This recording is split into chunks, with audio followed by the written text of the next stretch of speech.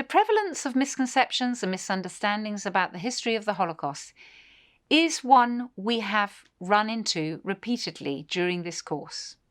Last week we saw how this issue has compelling consequences in terms of what students know and understand about the Holocaust and the meanings that they make from it. As educators, it is therefore critical we identify where we can preempt these and where we can constructively react to them. One area where we encounter many misconceptions and misunderstandings concerns the actions and behaviour of non-Jewish people in the face of the Holocaust. As we saw last week, much mythology surrounds the agency that people did and did not have, and in turn the responsibilities they bore for their actions.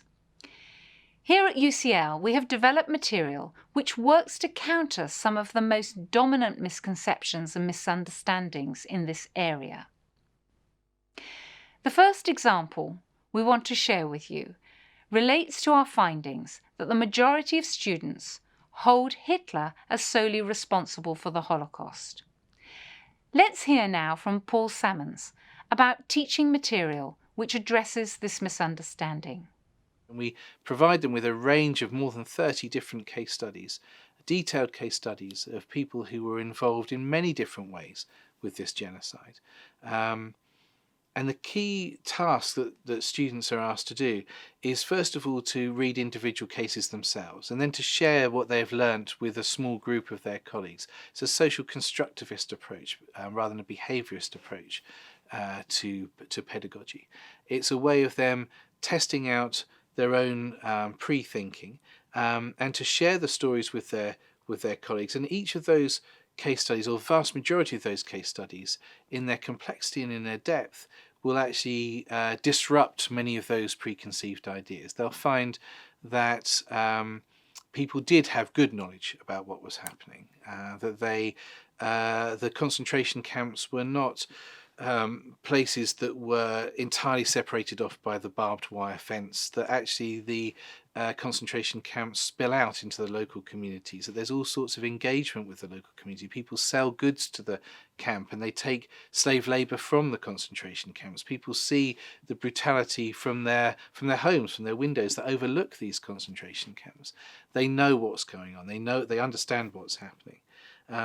So this notion that people didn't know is a myth which is not deconstructed because the teacher tells the student that that's wrong, but because it's much more powerful than that. It's that the student discovers this for themselves. In each case, by going deeper into the past, by going deeper into the complexity and the nuance, one of the things that we want to do is to legitimize uncertainty in our students and in our teachers that we work with as well. We have to ask ourselves how conducive the classroom, the culture of the classroom really is to exploring the phenomenon of mass violence. Much of the classroom culture is about the teacher packaging a kind of a complex subject, synthesizing it for them, a textbook reducing to a few pages.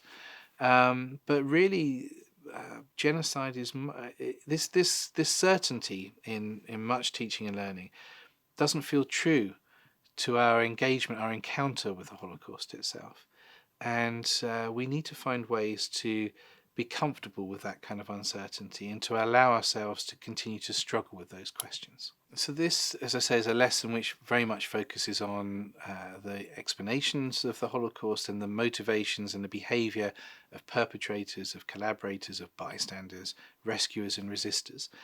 However, again, central to all of our educational principles is the importance of the victims. And again, this is a potential space where the victims could almost disappear. So it's very important to us at the very end of this lesson that we restore again the victim, the victim's voice, and remember that these crimes were committed against real people. So we return at that point to the family of Leon Greenman, and we ask the question, who killed Barney Greenman? This 2.5-year-old child of Leon and Elsa. And young people are asked to think about all the case studies, more than 30 case studies that they've explored, and which of those was the one that actually dealt with this difficult question. So who killed Barney Greenman? And at first there's a certain confusion because they appreciate that none of them have read all of the cases, and none of them can actually remember reading Barney's name anywhere because Barney's name doesn't occur in any of these case studies. So everyone's thinking that someone else has that card. But as they think for a little while, if you hold that again, that uncertain space, and don't answer that question for them, someone at some point will offer a possible answer. Maybe it was Hitler or Heydrich or Himmler, one of the leaders of the Nazi movement. Maybe it was Gemeke, the commandant of Westerbork camp from which the Greenman family were deported. Maybe it was the person, the SS doctor on the ramp, who chose who went to the gas chambers or not, or Otto Moll, or the people who actually put the Cyclone B inside the gas chambers. As soon as these sorts of suggestions start to emerge, others start to add others. And what we're able to do is to expose that actually in genocide, I've coined this term, that genocide is a very social act. That actually it's not the same as a racist attack on someone in a pub on a Friday night. It's not the same as an act of passion. The crime of genocide is when a group is purposefully targeted with intent to destroy that group as such, and it will always take the complicity of people throughout the mainstream society that perpetrates that act. And that you find people from the highest echelons of government through to the train drivers and the people who are doing the signalling, or the bureaucracy that takes the census, that tracks who people are and where they lived, and crucially in this history, what so-called race they belong to. This level of complicity, not to say that all were equal in their responsibility, but that there was widespread complicity. And included within that is also the example of those who benefited from the looting of their Jewish neighbours. The stories of those who bought their neighbours' goods at auction, having seen their neighbours deported in broad daylight, going to their shops, going to their homes, and buying, apparently cheaply, the goods of the neighbours that they understand.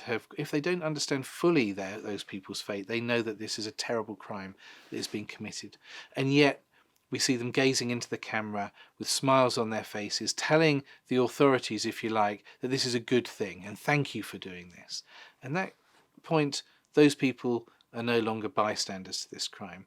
The people that participate in those forms are also somehow complicit.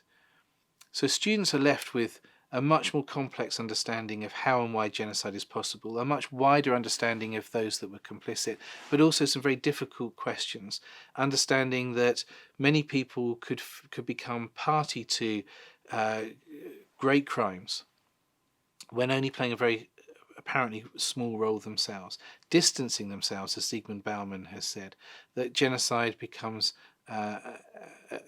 committed at a distance from those that are actually the victims of those crimes. And I think that raises very real questions for ourselves today, our students and our teachers, because we live in a very connected, globalized world where the actions that we take do have effects hundreds of miles away.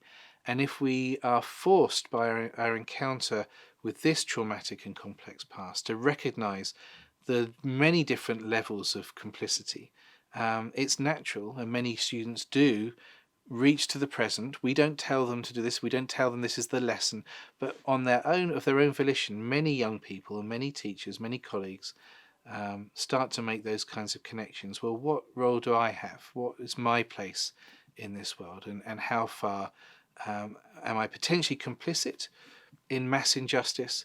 And what's my responsibility to try and stand against that?